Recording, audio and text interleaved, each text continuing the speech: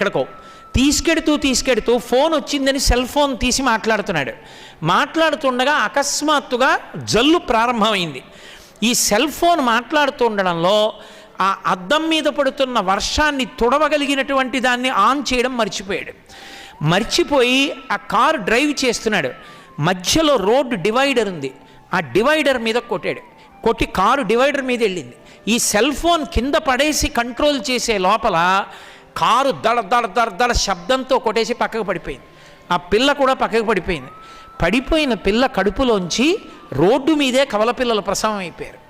అతని అదృష్టం బాగుంది కాబట్టి దగ్గరలో హాస్పిటల్ ఉంది, ఆ పిల్లని తీసుకెళ్లారు. పిల్ల మనవలు కూడా దక్కారు.